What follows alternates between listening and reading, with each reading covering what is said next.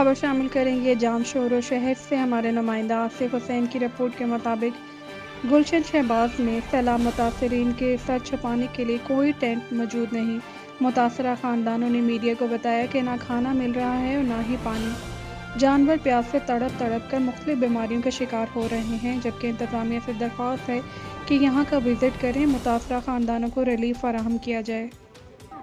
Sir असां गुंगन Borden के school में बैठा हुआ हूँ। आज असा को 7-8 दिन हो गए हैं, तो असा को फिर सिर्फ खाली वो चावल खिलाते हैं। बच्चे हमारे बीमार हो गए, नहीं इधर कोई टेंट लगा हुआ है, नहीं कोई असा को पानी को पीने वाला को अच्छा मिला हुआ है। हमारे बच्चे इधर तड़प रहा है, उसके लिए कोई खड्डा थाम रहा नहीं है ऊपर से जो लगा कर उसको बच्चों को पनाह करके बाहर बिठाऊँ।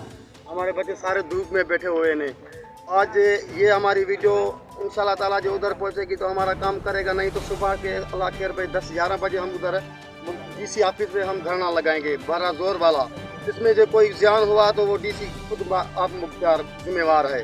हम पिक करते हैं सचमुच से डीसी ऑफिस से। हम कल सुबह तक आज शाम तक अगर हमको टेंट नहीं है, राशन नहीं है, पानी नहीं है, अभी देखो जो माल है रिज़्क़ है वो भी मरा है पानी की वजह से, धूप पे खड़ा हुआ है। अभी सारे तुम आप लोग आके देखो, विजिट करो कि यहाँ पे किसी को टेंट मिला हुआ है, कोई पानी की सहूलत है, कोई वाशरूम की सहूलत है, कुछ भी नहीं है। ये इंसानियत है, ये हुक्मरानी है, ऐसे हुक्मरानी की जाती है, ये इंसानियत है।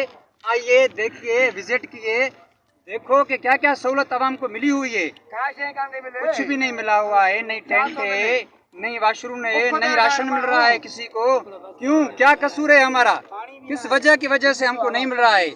हमारा हक है, हम मुतासर हैं।